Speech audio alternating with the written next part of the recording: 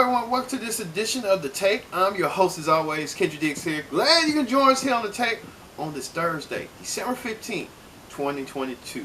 Yes, we're 10 days away till Christmas. Yes, 10 days away, thank God. But we glad you're here, joining the conversation using the hashtag Take here on Connect. And don't forget to subscribe. Subscribing is caring. Tell a friend, call a friend, hit that subscribe button so you won't miss a thing. Alright, let's get started with the take on the big story. The big story is Megan Thee Stallion's trial.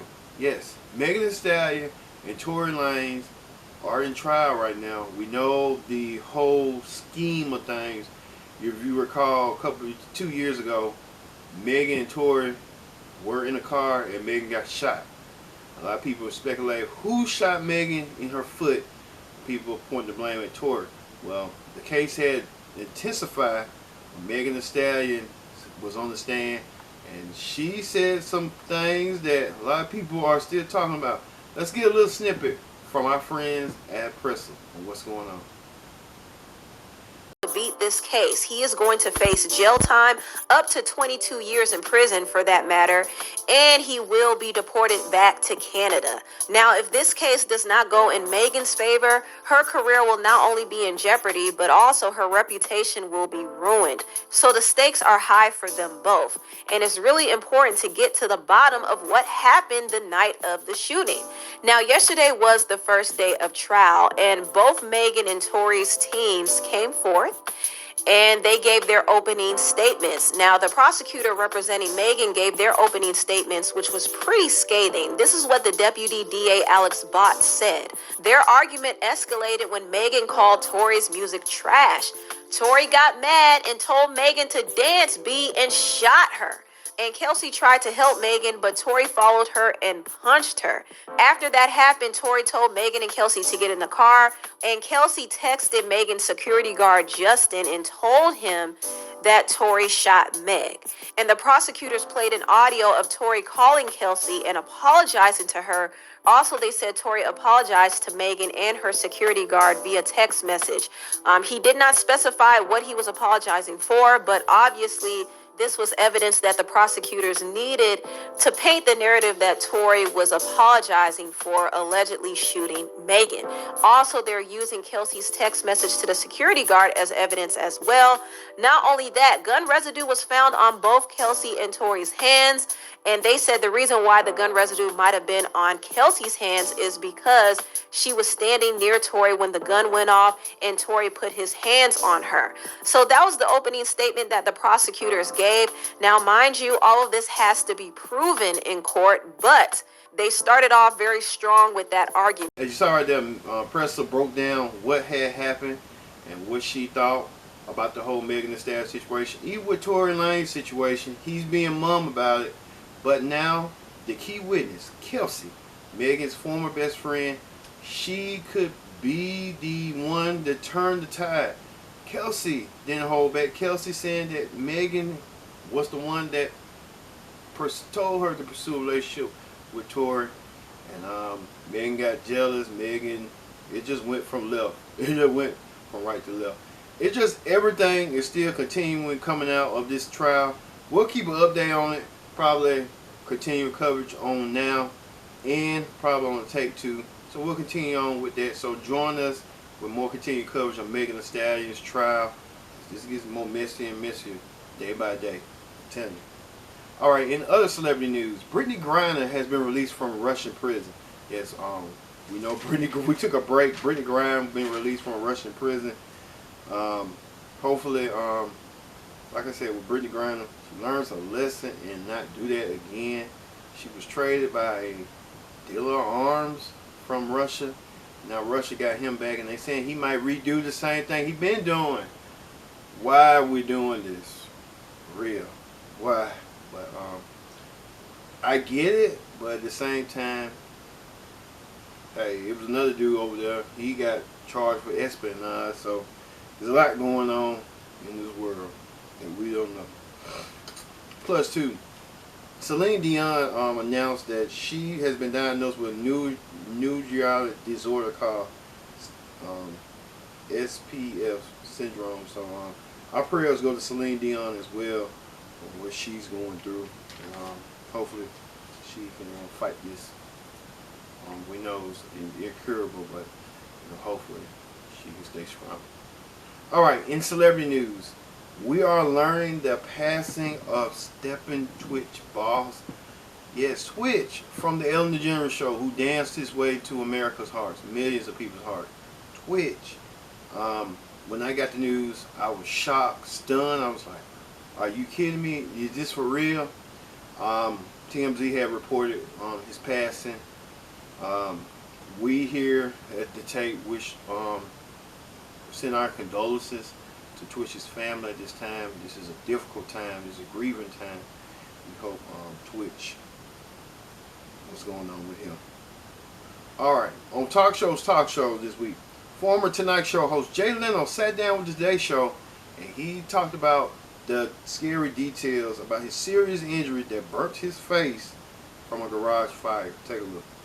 Well, it was a 1907 white steam car. The fuel line was clogged, so I was underneath it trying to clog, and I said, blow some air through the line. That suddenly, boom, I got a face full of gas, and then the pilot light jumped and my face caught on fire. And I said to my friend, I said, Dave, I'm on fire. And then, oh my God, Dave, my friend, pulled me out and jumped on top of me and kind of smothered the fire.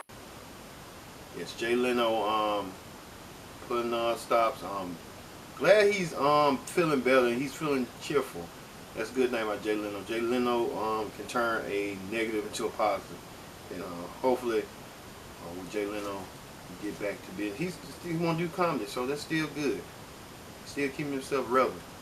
Even though still on the Today Show, Al Roker, who has been sick as well.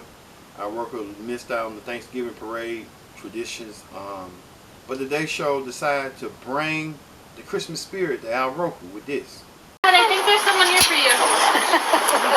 Dashing through the snow in a one-horse open sleigh. O'er the fields we go, laughing all the way. Ha ha ha! Bells on bobtail ring. Lady spirit bright. What fun it is to ride and sing a sleighing song tonight. Oh, jingle bells, jingle all the way. Oh, what fun it is to ride in a one-horse open sleigh. Hey, jingle bells, jingle all the way. Oh, what fun it is to ride in a one-horse open sleigh.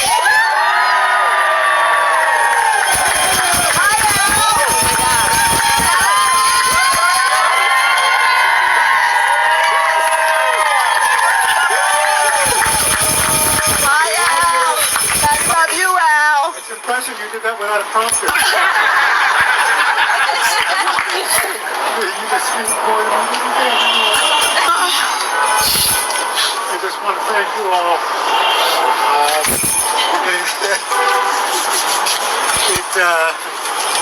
It's been a long, hard slog, and I've missed you all so very much. And all these faces, it just means the world to me and to our family. You know, to my Deborah, who's just been my rock. You know, I just thank you so much. I really appreciate it. And I guess new contestant for America's Got Talent. You got that going. We love you so much, Al. And you see right Al Roker, a little teary-eyed, emotional. Yeah, Al Roker. So hopefully Al Roker comes back, and they'll take as much time you need so you can get better. So Al Roker. Also too, on the View, the ladies talked about the Republicans on January 6th. Marjorie Taylor receives the award for the Richard Nixon Award, but one panel on the View decided to express her opinion. January 6th. Does that mean we actually get Mike Pence? Does that mean that we take the unconstitutional step of having a vice president deny the Electoral College? Like, what does a victory look like on January 6th? And the other thing I would say is we talk all the time here about how, Alyssa, you've alluded to the fact that there are good conservative minds that want to kind of get the party back. These are young Republicans. When we talk about we put our hope in the future, we ask them to come up they're at a place where the other speakers there were not only Steve Bannon, it was like Donald Trump Jr., Rudy, and Andrew Giuliani. They need to know that this is the part the party is trying to shed.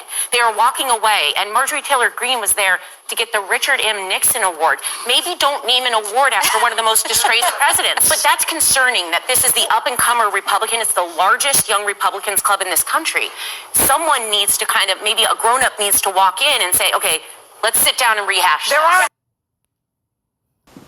You saw right there, Sarah Haynes expressed her opinion saying that this shouldn't be going on, but eventually it's going on, and they're talking about young Republicans need to sit down, be adults, and try to work this out amongst their party.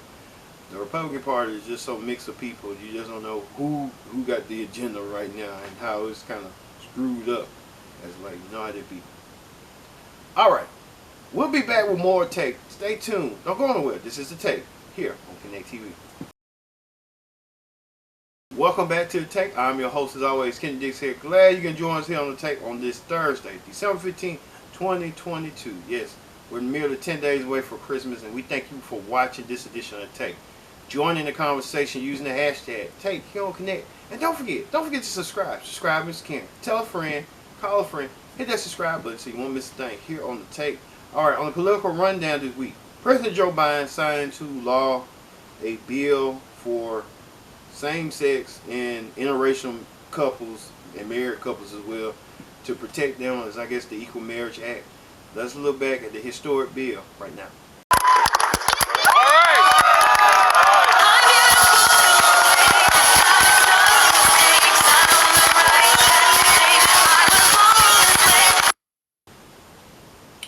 But the historic bill had surprise guests. It had LGBT ally Sam Smith and Cyndi Lauper offering their performances as well as making statements. So Cyndi Lauper and Sam Smith, especially Cyndi Lauper, take a look. Say thank you to President Biden, Speaker Pelosi, Vice President Harris, and all the advocates and his team for once, our families, mine and a lot of my friends and people you know, sometimes your neighbors, we can rest easy tonight because families are validated and because now we're allowed to love who we love, which sounds odd to say, but Americans can now love who we love.